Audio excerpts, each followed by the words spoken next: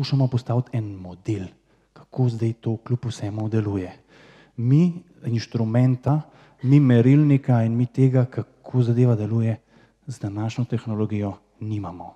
Ko nas kolegi alopati sprašujejo, povej mi mehanizem in ti jaz takoj vse legaliziram in priznam, rečemo, mehanizma žal ne vemo. Ampak, če biološko bitje podvržemo homopatskemu zdravilu, se nekaj začne dogajati. In Hahnemann se je dosti to razbijal glavo, kako bi to razložil. In glej spet zdrava kmečka pamet. Kaj je sploh tisto, kar usmerja naše telo iz bolezni v zdravje?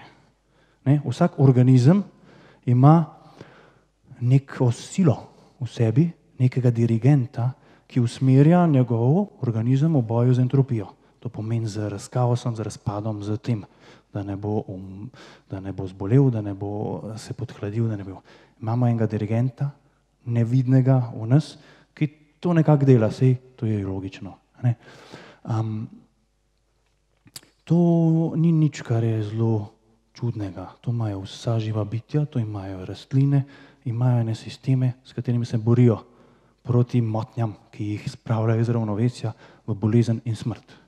Nek ta princip obstaja. Temu je rekel Hahnemann več različnih imen dejal, Lebenskraft, življenjska moč, življenjska energija, življenjska sila, dinamis, ker je to nekaj dinamičnega, ker se skozi prilagaja na temo in odgovarja in tako naprej.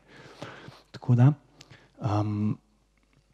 to je pravzaprav življenje, ki se trudi ohranjati samega sebe, usmerja organizem iz bolezni nazaj v zdravje. A je to imunski sistem? Je pa še kaj več je tudi zraven. Nekaj še bolj v zadnji, očitno, to je čisto nekako normalen. In to je stvar terminologije, kako to poimenujemo. Lahko bi rekli tudi Wi-Fi. Ker v enih krogih se sliši, da je princip homeopatije precej ezoteričen, čuden, duhoven, spiritualističen in ne vem kaj še vse.